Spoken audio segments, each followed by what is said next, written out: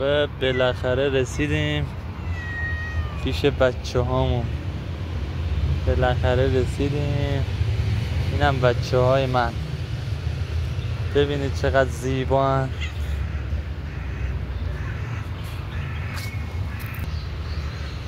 اینا بچه های منن. اینا بچه های منن در حال غذا خوردن. فقط ببینید و کیف کنید. من انقدر اینا رو دوست دارم، انقدر اینا رو دوست دارم، انقدر عاشق اینا هم. خب یعنی کل زندگیمو میدم به اینا، کل زندگیمو میدم به اینا.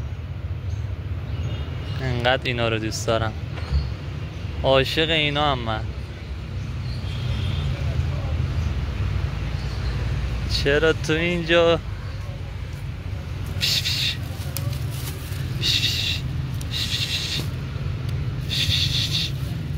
اینو ببین، اینو چقدر خوشگله، به قرآن چقدر خوشگله. این نمیذارن اون بدبخت غذا بخوره. بیا اینجا، بیا پیش خودم، بیا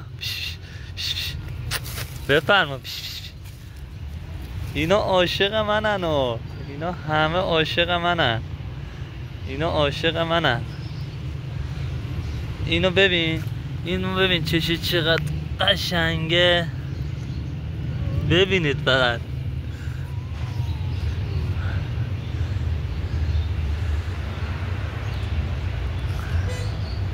اینا خیلی خوبن. اینو ببین فقط، اینو ببین، اینو ببین.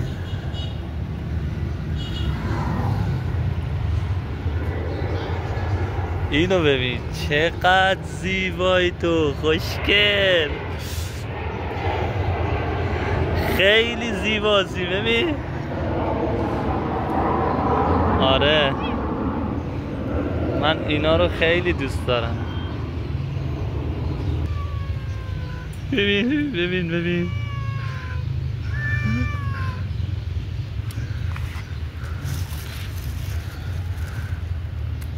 من هر روز میام، هر روز میام.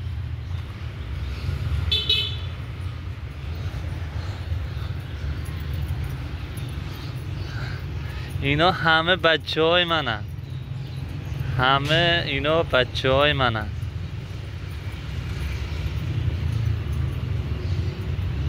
اینا بچه های منن.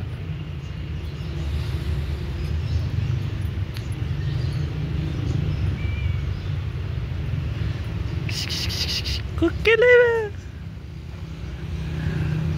اینقدر اینا رو من دوست دارم، عاشق اینا هم به خدا، عاشق اینا.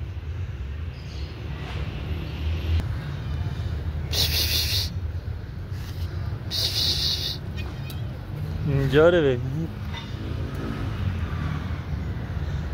خیلی اینا رو من دوست دارم، خیلی. من هر روز میام به اینا غذا میدم، هر روز ها.